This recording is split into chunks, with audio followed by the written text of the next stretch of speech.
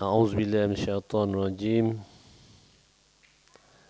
بسم الله الرحمن الرحيم. الحمد لله رب العالمين والصلاة والسلام على أشرف الأنبياء والمرسلين وعلى آله وصحبه أجمعين. رب اشرح لي صدري ويسر لي أمري واحلل عقدة من لساني يفقهوا قولي. أما بعد. Alhamdulillah, pada malam ini kita masih diberi kesempatan oleh Allah untuk kita solat berjemaah bersama-sama, dan insya-Allah kita akan meneruskan siri kuliah kita dalam fiqh al-waris atau pada panggil bilang pewarisan harta, dan juga pengurusan harta pusaka. Tuan-tuan dan puan, kita akan meneruskan pembacaan buku Faham Faraid, muka surat 67, iaitu sebab-sebab yang membolehkan seseorang itu menerima harta pusaka.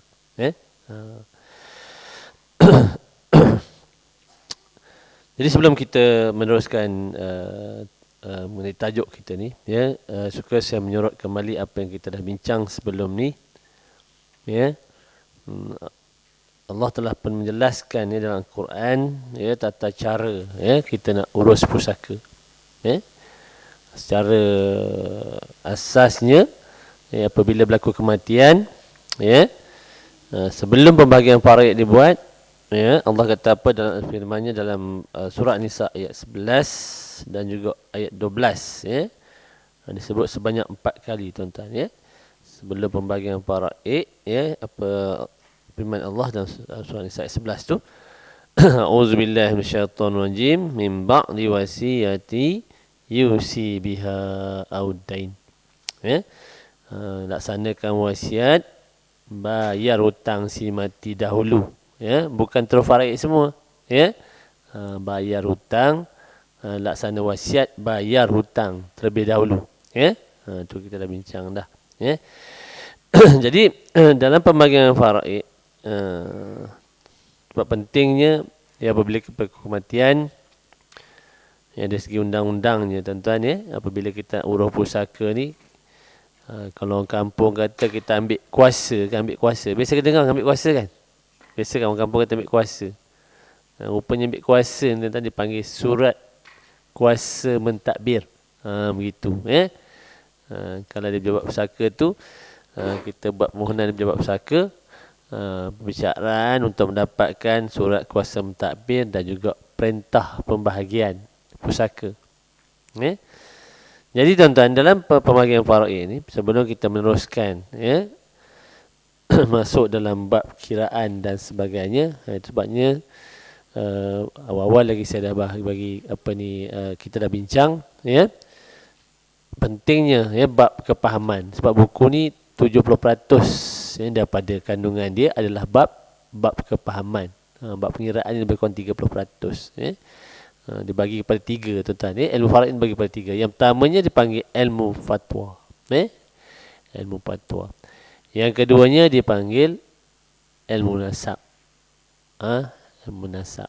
Nasab ni maknanya macam mana hubungan darah dan sebagainya, macam mana, walaupun hubungan darah tu dekat, tapi tak semua orang dapat dalam masa serentak, ada sekuen dia, ada peringkat-peringkat dia, itu nanti kita bincang lanjut lah. Yang ketiganya ilmu hisab, ataupun ilmu matematik, 3 ilmu utama dalam ilmu faraid. Jadi antara ilmu fatwa ni, kita kena tahu bagaimana ataupun apa sebab-sebab yang menyebabkan, yang membolehkan seseorang itu menerima harta pusaka. Yang pertama di sini sebut pernikahan. Berlaku saja nikah, sudah boleh mempusakai antara satu sama lain. Jadi pernikahan yang sah antara suami dan isteri, berlandaskan hukum-hukum dan syarat-syarat perkahwinan yang telah disyariatkan. Sebab pentingnya bila berlaku kematian ni, dia ada 3, tuan-tuan, 3 benda. Bila kita urus pusaka, 3 dokumen utama yang kena ada. Yang dokumen pertama yang kena ada ialah dokumen si mati. Orang mati ni, tuan-tuan. Mati ni pertamanya kena ada bukti kematian. Maknanya berlaku saja kematian, kena ada bukti kematian. Yang keduanya ada bukti, ada CJ mati, CJ nikah, CJ cerai. Ini penting. Selalunya benda-benda ginilah yang menjadi. Orang kata melewatkan urusan pusaka. Cari CJ nikah tak jumpa. Rupanya memang tak ada CJ. Nikah ni sepadan, tak dan nak disahkan semula di Malaysia. Ini berlaku. Bukan itu saja. Bila berlaku kematian ke atas mati, ayah dia, mak ayah dia meninggal dulu dah. Ada keadaannya, mahkamah minta CJ nikah mak ayah ni. Mana nak cari? CJ nikah si mati satu hal, CJ nikah ibu dan bapa si mati, ada kalanya ditanya. Sebab-sebab tertentulah. Lebih-lebih lagi bila ada pertikaian antara waris-waris. Ni tuan-tuan. Sebabnya kalau kita ni ada bapa, ada anak lelaki, selalunya ialah dia tak pergi ke lain-lain orang kan, lain warisnya. Apabila kita tak ada bapa, tak ada anak lelaki, dia pergi kepada adik-beradik, pergi kepada pak saudara. Jadi ada kalanya mahkamah nak tengok macam mana bukti dan sebagainya. Itu pertama, dokumen si mati. Yang keduanya dokumen waris-waris. IC waris, surat beranak waris, CJ nikah waris pun kadang-kadang diminta juga. Sebab ada kalanya bukan saja si mati ni mati, kemudian waris pun mati lepas dia mati. Mana dah berlapis kan. Itu lagi complicated lah. Dipanggil bab munasakat. Munasakat ni nanti kita akan bincang. Bab pengertian melakis. Itu yang kedua. Yang ketiganya dokumen harta. Dokumen harta. Bukti. Geran. Sale and purchase agreement. Benda-benda gini tentang penyata akaun. Ni antara yang paling susah dapat penyata akaun. Penyata akaun memang payah nak dapat. Waris-waris tak boleh dapat. Sebab penyata akaun ni di antara dokumen yang diklasifikasikan atau diklasifikasi sebagai apa? Sebagai di bawah atau PDPA, Personal Data Protection Act. Itu. Ini benda-benda gini lah tuan, menjadi cabaran kita nak urus pusaka. Itu nanti kita masuk bab pengurusan. Jadi ini antara yang perlu ada bukti. A'udzubillahi minasyaitonirrajim wa lakum nisfu ma taraka azwajukum illam yakullahunna walad. Dan bagi kamu suami-suami, 1/2 daripada harta yang ditinggalkan oleh isteri si kamu jika mereka tidak mempunyai anak. Jadi hubungan suami isteri ni penting, perlu ada bukti. Walaupun pernikahan tu sah kan, dari segi hukumnya dia sah tapi tak ada bukti. Tak? Ni menjadi persoalan. Bila kita urus pusaka ni, mahkamah perlukan bukti.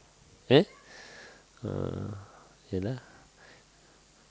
Selagi ikatan pernikahan itu masih ada, selagi itulah suami dan isteri saling mewarisi antara satu sama lain, walaupun apa pun yang berlaku di antara mereka.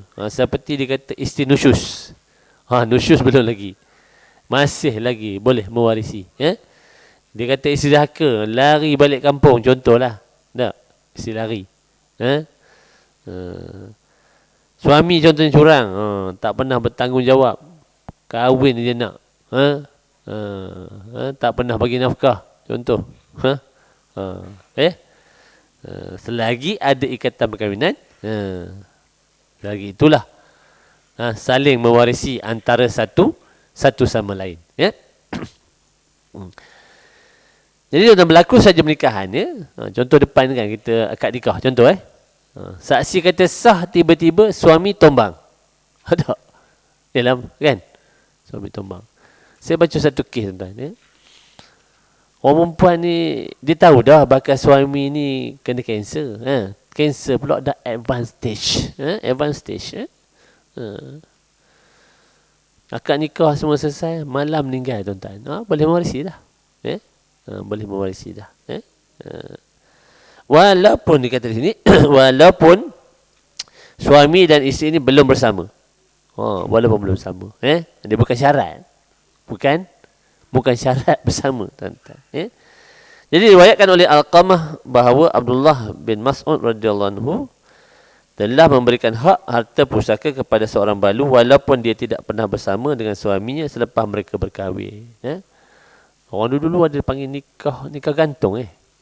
Pernah dengar nikah gantung tu? Ada? Orang dulu lah. Orang kampung tak? Orang Kelantan juga nikah gantung. Ada tak? Dia selagi dia kata tak boleh tidur sama selagi belum sanding gitu tak? Kan?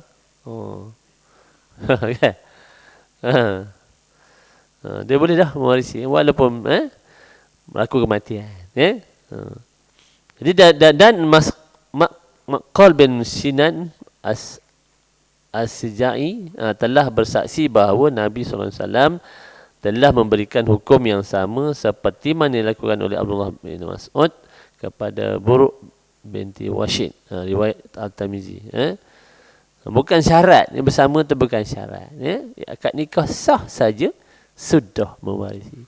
Tapi ada keadaan tuan-tuan, apabila berlaku kematian ni, suami isteri dalam satu kereta dah, accident. Accident mati dua-dua.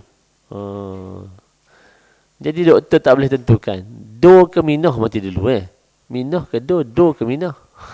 Tak. Macam cerita Piramli dia, kita tahu tu. Doremi do ke minah ke do mati dulu kan. Jadi mati serentak lah maknanya kan. Dalam insiden tu kereta tu mati serentak. Kita ni negara kita ada fatwa. Dia tidak mewarisi antara satu sama lain. Mana orang lain lah mewarisi. Mana waris-waris lain. Mana dia sama dia tidak mewarisi. Tapi kalau ikut hukumnya, kalau salah seorang mati dulu, saling mewarisi. Begitu ya. Ada pernikahan yang tidak sah, lelaki dan perempuan tidak dapat bersakit antara satu sama lain kerana mereka bukan suami isteri yang sah. Tempat pernikahan tu penting ya. Sebab berlaku tuan-tuan di Selangor ni tuan-tuan, salah satu daripada orang kata fail jaiz lah. Fail jaiz.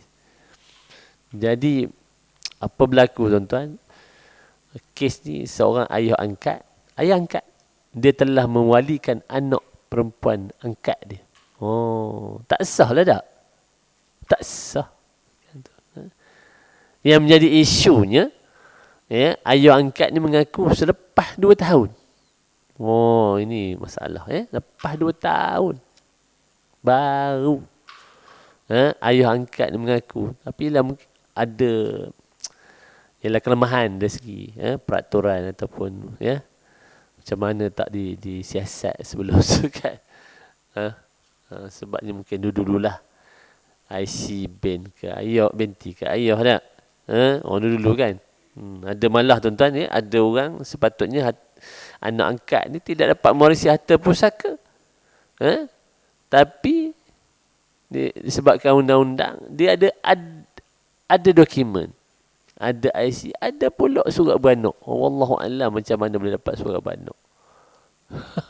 Tuan-tuan, dia berlaku ni. Berlaku. Sebab penting dari segi nasabnya anak angkat bukan waris. Dia tidak boleh mewarisi harta. Tapi berlaku ada kelemahan mungkin ni di mana-mana saya tak wallahu a'lam lah tuan-tuan. Itu panjang cerita, tak apalah, nanti tu kita cerita lain kali lah. Jadi jika anak lahirkan dari pernikahan tersebut, maka anak itu hanyalah mewarisi di sebelah ibunya sahaja. Mana daripada perkahwinan tu tadi yang saya kata lepas 2 tahun tu, ayah mengaku dapat anak 2 orang dah. Tak pasal-pasal anak ni tadi jatuh, anak tak sah taraf. Anak tak sah taraf ni dia hanya mewarisi sebelah ibunya saja, dia tidak mewarisi sebelah ayah. Sama juga hukumnya tuan-tuan, orang ni berzina. Sebelum nikah tak? Dia berzina, dia nikah. Dapat anak. Walaupun nikah, tetap dia tidak mewarisi harta ayahnya. Malah, ayah ni boleh berkahwin tak dengan anak ni tadi? Sebab dia bukan, sebab dia tak sah taraf. Sebab dia bukan anak zina. Begitu. Tapi saya bukan pakar dalam bab ni. Cuma disebut. Anak tasataraf hanyalah mewarisi sebelah ibu dia sahaja. Ada orang tuan-tuan saya jumpa tu hari, dia tanya saya, dia ambil anak angkat, dia kata anak angkat ni tak sataraf, tak ada waris ni Tuan Haji. Tak ada, dia ambil ada waris, kata. Mak dia tu setak waris dia. Walaupun mak ni tak ada bapak dah. Anak luar nikah tak sataraf, belah mak dia masih lagi waris. Ataupun mak dia meninggal, belah mak dia lah. Mungkin ada nenek, mungkin ada adik-beradik mak. Adik mak jadi warisnya. Jadi jika suami dan isteri bercerai terdapat dua keadaan. Iaitu mereka boleh mewarisi dan tidak boleh mewarisi. Ada dua keadaan bila berlaku perceraian. Walaupun bercerai, tapi di sini sebut sini, pertamanya mereka boleh mewarisi jika isteri yang diceraikan dengan talak raj'i. Talak raj'i ini ialah talak yang boleh dirujuk kembali. Iaitu isteri yang ceraikan dengan talak 1 dan talak 2 selepas bersama dan isteri masih dalam tempoh iddah. Dia syaratlah. Jatuh talak 1, talak 2, tapi telah pun bersama, maka dalam tempoh iddah tu masih boleh mewarisi. Maknanya dalam 3 kali suci, lebih kurang 3 bulan lah. Lepas berlaku perceraian tu, masih boleh mewarisi. Contohnya, lepas perceraian, mati pula suami atau isteri. Boleh mewarisi antara sama lain. Walaupun telah bercerai. Dan tempoh iddah lah. Cumanya tuan-tuan, kita ni ialah tarikh perceraian tu sama ada dipakai tarikh yang unofficial ataupun official oleh mahkamah. Itu yang itu saya tak mahir sangat tempat tu. Dia sebab ialah dia kena dapatkan pengesahan mahkamah kan. Tak boleh kita nak tukar talak di luar mahkamah tuan-tuan. Itu kita undang-undang lah. Segi undang-undang. Jadi dalam keadaan itu, suami dan isteri saling mewarisi seperti mana kewajipan suami isteri memberi nafkah, suami memberi nafkah kepada isterinya. Apabila tamat iddah, maka mereka tidak boleh mewarisi. Kalau habis tempoh iddah tu tak boleh lah. Itu yang pertama. Yang keduanya, mereka tidak boleh mewarisi jika isteri diceraikan dengan talak ba'in, iaitu talak yang tidak boleh dirujuk kembali.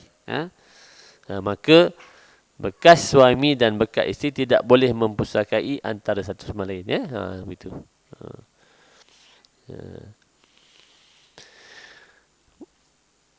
Walaupun dalam keadaan tempoh iddah.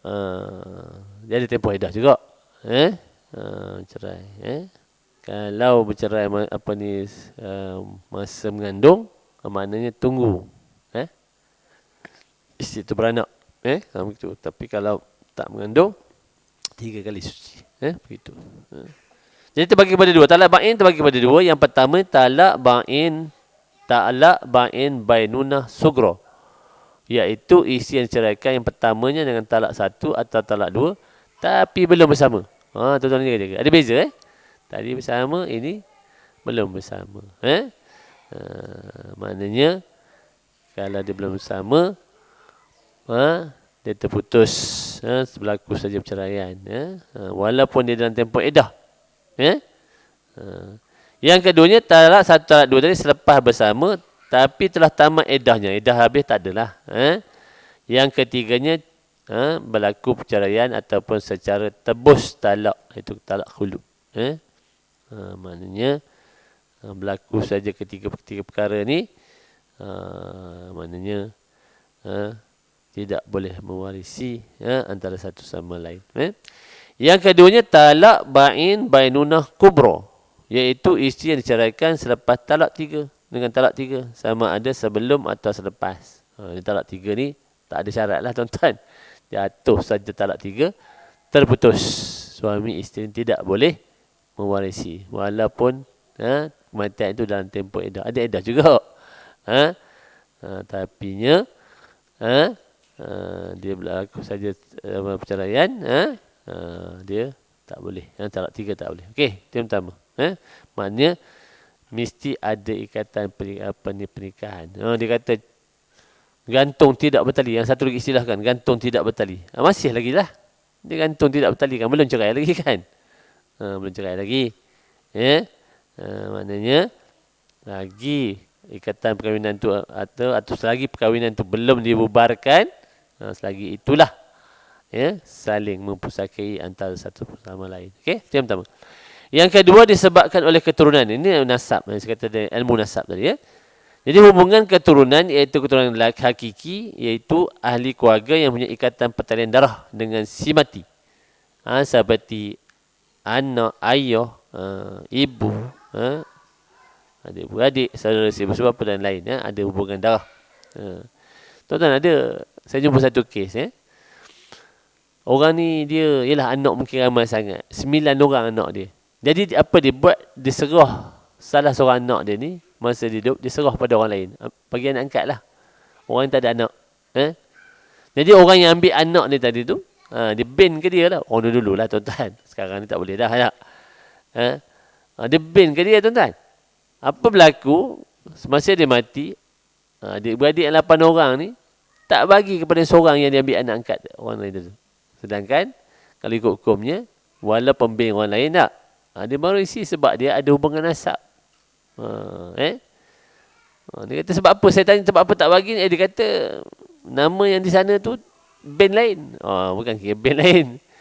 Selagi ada hubungan nasab. Mana ada hubungan darah lah. Malaysia lah. Dia kira 8 orang je. Padahal 9 orang adik-beradik kan. Pondan masuk 9 orang. Jadi hubungan keturunan ni menjadi sebab seseorang itu mewarisi antara satu sama lain. A'udzubillahi minasyaitonirrajim. Yusikumullahu fi auladikum. Allah Ta'ala mensyariatkan, mewajibkan bagi kamu tentang pembagian harta anak untuk pusaka untuk anak-anak kamu. Surah An-Nisa ayat 11. Jadi maknanya hubungan nasab itu penting. Sangat penting tuan-tuan. Okey. Jadi hubungan ini terbahagi kepada 4 golongan. Dalam kitab ni dibagi 4. Setengah-setengah tu dia kata 3. 3 tapi 3 tu pecah lagi lah. Yang pertama dipanggil golongan atas. Usul. Usul ni ialah bapa, ibu, datuk, nenek, moyang. Apa lagi? Kemudian kat atas. Buyut. Apa buyut? Buyut. Pernah dengar buyut? Adik-adik pernah dengar buyut? Tak pernah. Buyut. Di atas. Atas pada moyang. Atas pada buyut disebut cakawari. Pernah dengar tuan-tuan? Pernah dengar? Kemudian di atas lagi. Cilawagi. Saya pun tak pernah dengar ya. Kalau kita baca kitab tak tahu kan. Guru saya kata sampai 10 level dia ada. Saya pun tak tanya lagi. Apa lagi nama. Seterusnya. Yang kedua dipanggil golongan bawah ataupun furuk. Furuk ke bawah. Bawah ni anak, cucu, cicit, piut. Piut ni bawah cicit. Piut. Bawah piut ada lagi. Oneng-oneng. Pernah dengar oneng-oneng? Adik-adik pernah dengar oneng-oneng? Tu interesting tu belajar faraid ni. Banyak benda lah benda kita tahu. Saya pun baru ni lah tahu tuan-tuan. Dia ada panggilan dia punya status dia. Oneng-oneng. Tuan Haji pernah dengar oneng-oneng? Tak pernah ke? Itulah. Kelantan panggil apa? Kelantan. Bawah apa lagi? Piuk. Sampai piuk je lah. Bawah tak ada lah. Tak. Belajar tu penting kita belajar. Sebab dia bila berlaku kematian melapis di bawah-bawah sampai bawah. Atas sampai atas. Kemudian dia panggil golongan tengah. Kalau kitab lain dia panggil hawashi. Hawashi ni mana golongan sisi. Tapi dalam kitab dia panggil golongan tengah, iaitu saudara, adik-beradik. Adik-beradik seibu sebapa, adik-beradik sebapa, adik-beradik seibu. Tu ada tiga kategori adik-beradik. Ini pun terkeliru ni. Mak ada anak, ayah ada anak, kahwin. Jadi yang sana dengan sana tu tiri. Mak bawa dengan ayah bawa ni tiri. Boleh faham jadi mak dengan ayah ni dapat anak, anak tu dia panggil si ibu sebapa. Jadi anak mak dengan ayah ni dengan ayah bawa tu, itu sebapa. Jadi anak si ibu sebapa dengan belah mak sana itu seibu. Boleh tuan-tuan? Yang ini pun banyak terkeliru ni. Saya draw sikit. Banyak kali dia ulang-ulang ni. Sebab banyak tempat dia tak faham. Dia kata adik-beradik tiri. Mari tengok. Ibu. Ni bapa. Ibu. Yang di sini dia panggil seibu, sebapa. Anak lelaki, anak perempuan. Ni seibu sebapa lah. Sama ibu, sama bapa. Mak ni sebelum ni ada anak. Ada anak. Anak lelaki, anak perempuan. Ini panggil seibu. Ini di seibu. Ni seibu. Yang di sini tadi, yang mula-mula tadi, seibu sebapa. Ini seibu. Kemudian, sebelah ayah ni, ayah ada mak lain ke apa ke? Tak. Ada anak sebelum ni, lelaki, perempuan. Di sini dipanggil, apa? Sampai sini je. Yang ini, sebapa. Boleh beza? Anak lelaki, anak perempuan. Nanti pentinglah kita masuk dalam bab pengiraan nanti. Yang ini pun ramai terkeliru. Sebab dia ada sikun ni. Yang si ibu ni dapat tetap bahagian dia. Kemudian si ibu sebapa, baru sebapa. Sebapa ni last sekali. Apabila seseorang itu tak ada bapa, tak ada anak lelaki. Bapa mati dulu, anak lelaki pun tak ada. Nanti kita bincang bab tu kemudian. Kemudian disebut di sini golongan sisi bapa saudara sebelah bapa. Boleh turun sampai sepupu tak? Tu nanti kita bincang lanjutlah. Saya ada slide semua dan pernah saya tunjuk pada tuan-tuan dan puan. Cuma nanti bab-bab ni saya akan ulang-ulang supaya kita dah faham dia punya hubungan. Jadi hubungan ini tidak akan terputus walau apa pun berlaku. Ni ayah kata ni anak durhaka. Tuan-tuan saya pernah terlibat dalam kes dia kata ni anak durhaka ni. Anak durhaka. Walaupun dia kata anak durhaka tak pernah balik. Ada pula yang kata waris akbar. Waris akbar pula. Saya first time dengar tuan. Waris akbar. Dia kata abang sulung ni, yang sulung ni waris akbar dia kata. Dia mesti dapat lebih. Tak ada tuan-tuan. Dia tak ada beza. Dia adik-beradik ni, dia beza je lelaki dengan perempuan. OKU ke, tak pernah balik ke, tak pernah balik. Tapi meninggal ayah muncul. Ya, dapat pusaka. Walaupun dia kata sumpah tak mengaku anak. Tak mengaku anak. Ada juga tuan-tuan. Tak mengaku adik-beradik. Dia tukang begitu. Selagi ada hubungan darah, selagi itulah mewarisi antara satu sama lain. Jadi golongan-golongan ini nanti kita akan bincang kemudian. Cepat lagi berapa minit. Jadi hukum syarak menetapkan hubungan nasab berdasarkan kepada salah satu daripada berikut. Dia ada orang kata dia lah. Kalau tak ada bukti, maknanya tak ada dokumen, sebabnya yang pertama dia sebut sebagai penyaksian. Kita tuan-tuan kalau contohnya ada nama ayah, tadi kan, lain-lain kan. Orang ni bel lain, orang ni bel lain. Kita pergi angkat sumpah lah. Angkat sumpah, bawa 2 orang saksi. Orang yang kenal. Jadi sebagai bukti lah. Mesti ada penyaksian. Dia kata mesti disaksikan oleh sekurang-kurangnya 2 orang lelaki yang memenuhi syarat-syarat penyaksian lah. Tak? Saksi yang orang kata, yang boleh disahkan. Kemudian disebut sini al-istifadah, penerimaan orang ramai dalam hidangan yang ramai. Orang ramai kata memang dia ni ada sebabnya dia ni memang adik-beradik tapi terpisah. Dia kata ada bukti. Orang ramai boleh menyaksikan. Yang ketiganya dakwaan seorang bahawa dia atau seorang lain adalah waris yang mati. Dakwaan ini tidak terima melainkan wujud bukti kukuh. Kalau tak ada bukti, kena pergi mahkamah lah. Ataupun buat apa? DNA kan? DNA boleh bukti ya? Boleh? Mungkin lah tu antara sebab teknologi tuan-tuan. Okey, itu yang kedua. Mestilah ada hubungan nasab. Okay, yang ketiga di sini disebut walak. Apa itu walak? Walak ialah pembebasan hamba, iaitu tuan yang memerdekakan hambanya. Jadi hubungan tuan hamba dengan hamba ni dia panggil hubungan keturunan hukmi. Hukmi dia panggil. Macam tiga Abdul ya. Tu yang lelong-lelong hamba tu kan. Lepas dibebaskan tu, Tuan hamba tu boleh mewarisi harta hamba dia.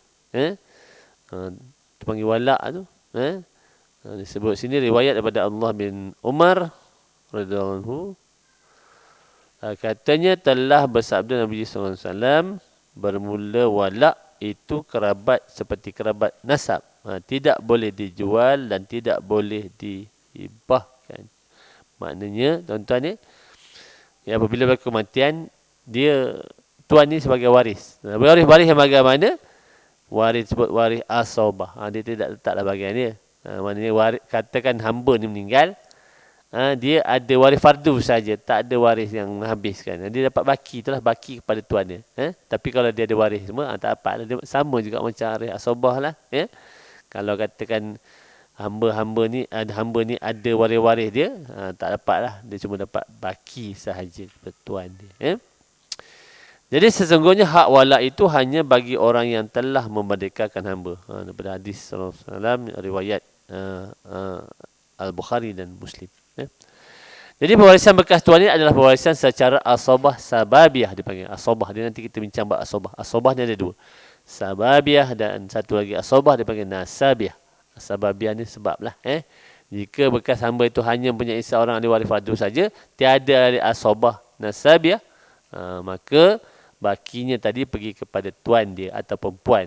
Puan kepada hamba. Jika bekas hamba ni tiada ahli waris langsung, maka bekas tuannya akan mengambil kesemuanya. Kalau tak ada waris, tak ada waris lain, mana tuan hamba dia ambil semualah. Tapi kalau ada waris dia ambil dulu. Waris dapat. Maknanya tuan hamba dapat baki. Okey, itu yang ketiga. Yang keempatnya disebut Islam. Islam. Apa dia Islam ni? Islam yang dimaksudkan ialah baitul mal, iaitu dibelanjakan harta pusaka untuk kepentingan umat Islam. Apa dalilnya? Dia kata Nabi Muhammad sabda sallallahu alaihi wasallam, Nabi Muhammad sallallahu alaihi wasallam, apa dia kata? Sesiapa yang mati meninggalkan keluarga, akulah yang akan mewakilinya, dan siapa yang mati meninggalkan harta, ia adalah hak pewarisnya. Aku adalah pewaris bagi siapa yang tiada pewaris. Aku yang akan bayar diatnya dan aku akan mewarisi hartanya. Di riwayat Abu Daud. Jadi berdasarkan kepada hadis ini, maknanya ditafsirkan apa kata Rasulullah ni, yang dia menggantikan apa yang disebut Rasulullah SAW ni sebagai baitul mal. Jadi baginda SAW tidak pernah mewarisi harta pusaka umat Islam, namun begitu membelanjakan harta tersebut untuk kepentingan agama dan juga umat Islam itu sendiri. Jadi para ulama telah menamakan pusat pengumpulan pengurusan harta umat Islam ni sebagai baitul mal. Cuma ni ketentuan kita ialah negara kita ni ada amanah raya tak. Jadi di situlah ada agensi yang menguruskan harta. Tapi kita ni sekarang ni mungkinlah baitul mal ni dah mula diberi kuasa untuk menguruskan harta umat Islam. Jadi sebelum ni kebanyakannya amanah raya yang dipegang oleh amanah raya. Sepatutnya baitul mal lah bagi orang Islam kan. Begitu tapi kita ni ialah sebab amanah raya ni ditubuhkan agensi kerajaan yang untuk menyimpan atau pemegang amanah harta orang Islam ataupun bukan Islam yang tidak dituntut. Dia pergi kepada amanah raya ataupun dia sebagai pemegang amanah. Jadi baitul mal akan mewarisi harta secara asobah apabila tiada waris. Kalau mu'allaf macam mana mu'allaf? Mu'allaf baitul mal lah. Sebab dia kalau baru masuk Islam kan. Kecuali lah kalau dia masuk Islam, dia kahwin. Mana isteri dia mewarisi lah. Ataupun suami, pasangan mewarisi. Dan kalau dia ada anak, barulah.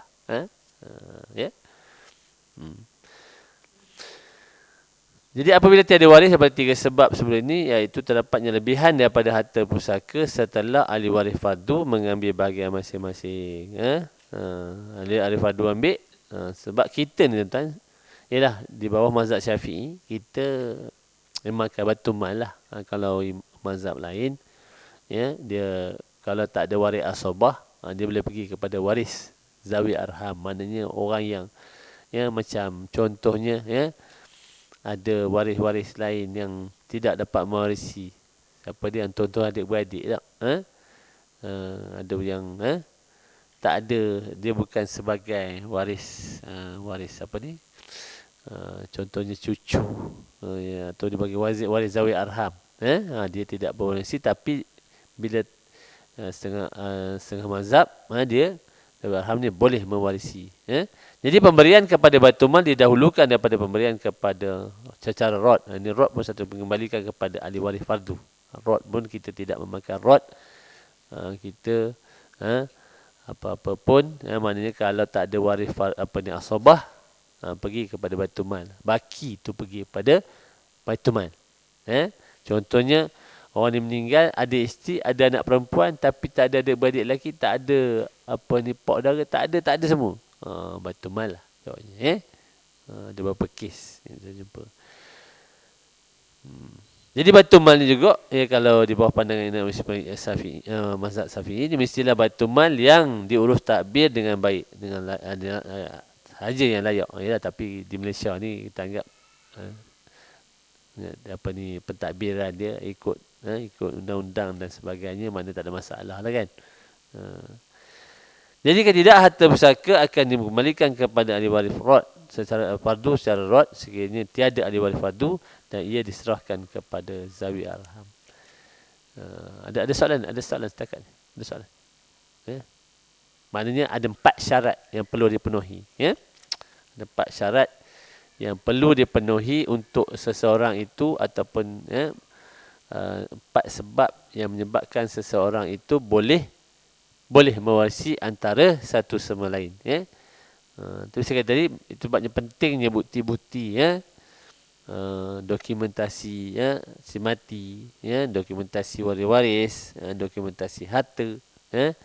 Jadi benda-benda gini tuan-tuan, antara cabaran bila kita nak urus harta pusaka ni yang penting ada. Pertama kali, bila berlaku kematian, lantik pentadbir. Jadi tugas pentadbir ni lah. Kalau waris contoh tak jumpa, macam mana tak? Dia panggil mafkud. Orang hilang, macam mana orang hilang? Bahagian orang hilang ni tuan-tuan. Sebabnya macam tadi amanah hari tadi kan. Kita dah usaha, dah orang kata buat masuk dalam media masa, contohnya tak, masih tak jumpa lagi waris kan. Bahagian itu boleh dihantar ke amanah raya. Bahagian itu dinilaikan, contohnya dia dapat 1/6 tapi tak jumpa waris tu. Jadi 1/6 bahagian daripada harta pusaka tu dihantar, dipegang amanah oleh amanah raya. Boleh. Tapi ada peringkat-peringkat ni lah. Mesti di advertise, diiklankan. Mesti ada usaha cari waris. Macam tuan-tuan MH370 kan. Sampai sekarang tak ditemui. Jadi kalau katakan orang ni yang hilang ni, dia ada harta. Yang pertamanya harta dia. Yang keduanya dia mewarisi harta orang. Tuan-tuan. Orang yang hilang ni dia bawah hukum, dia panggil ataupun dikategorikan sebagai orang yang hidup selagi tidak dipastikan dia mati. Begitu cumanya kita di bawah undang-undang, undang-undang sivil kena tunggu 7 tahun. Dah lebih 7 tahun kan. Jadi dia berapa 7 tahun ni dia kena dapat perintah daripada mahkamah yang mengatakan perintah anggapan kematian. Supaya apa? Supaya yang pertamanya tuan-tuan, kalau suami isteri, jadi di situlah maknanya berlaku kematian, maknanya isteri tu dikira edah dia tu, edah kematian ni dikira daripada tarikh perintah tu, 4 bulan 10 hari. Lepas tu nak kahwin boleh dah. Itu masalahnya tuan, kita ni ada 2 undang-undang, undang-undang syariah dengan undang-undang sivil. Undang-undang syariah 4 tahun, undang-undang sivil 7 tahun. Kena tunggu 7 tahun. Sebabnya kita nak urus pusaka ni melalui undang-undang sivil. Ya tuan.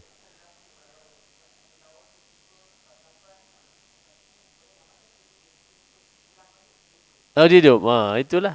Kalau dia hidup, ada 2 pandangan. Ada 2 pandangan. Yang pertamanya, kalau ialah yang dah bercerai, tak boleh kata, ada yang dijatuh ni tak boleh dah kan. Yang isteri tak boleh dah.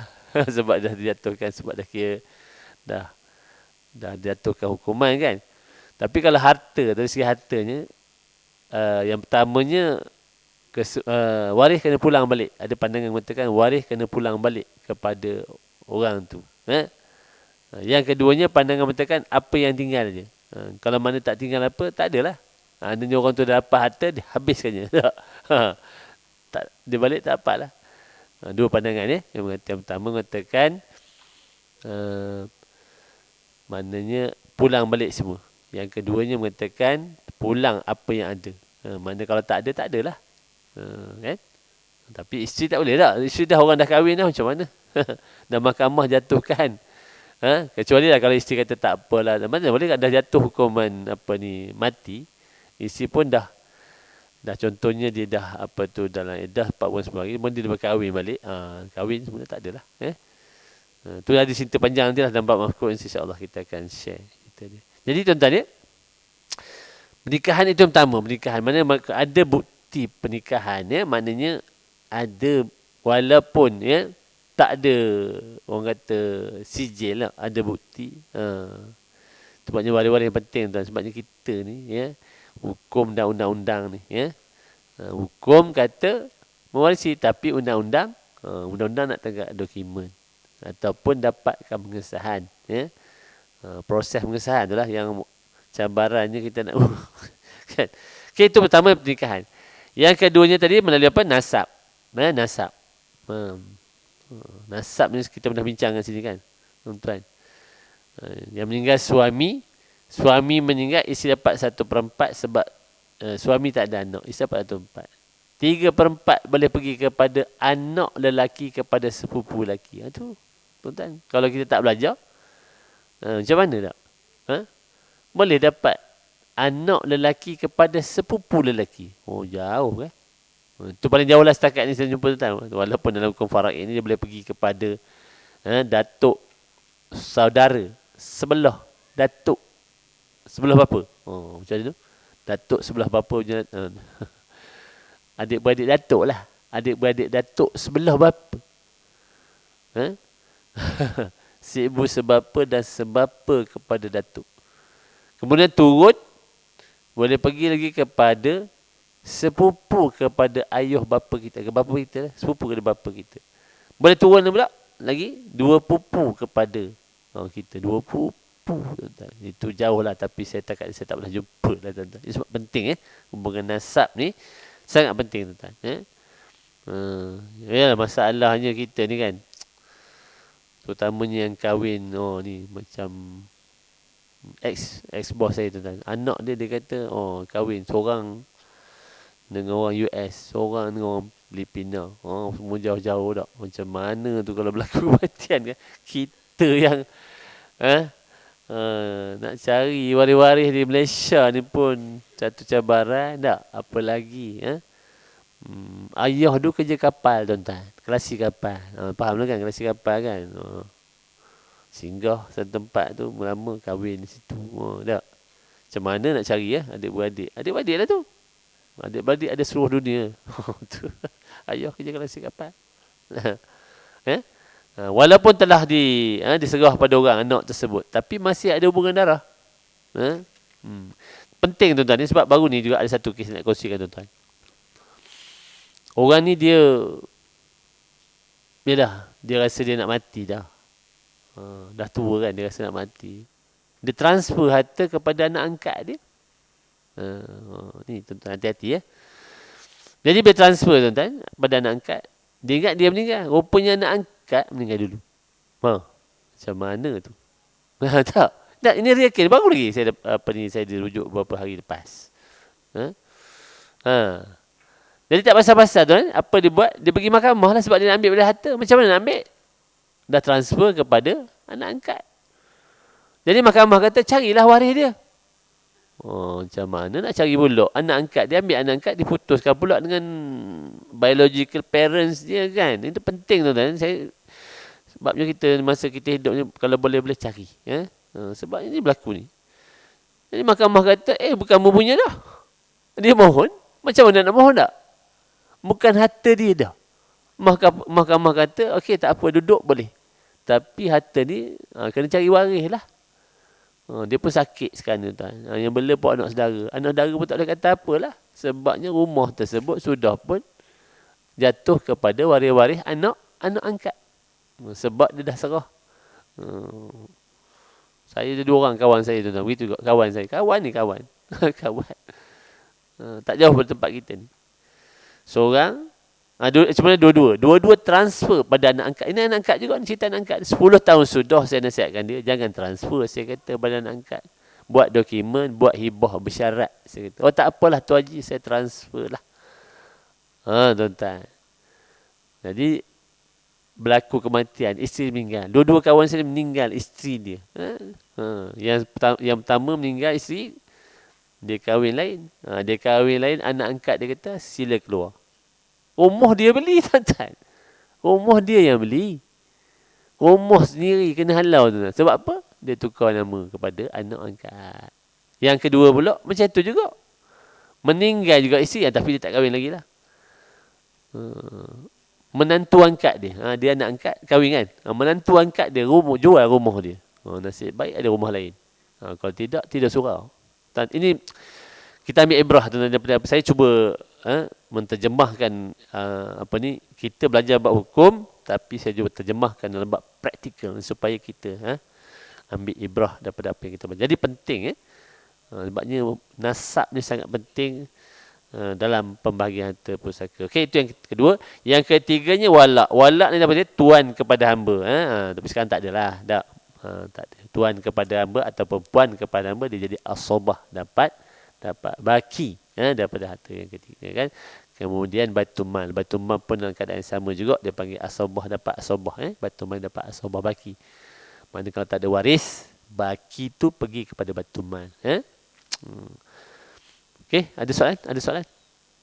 Ya, tuan, ya.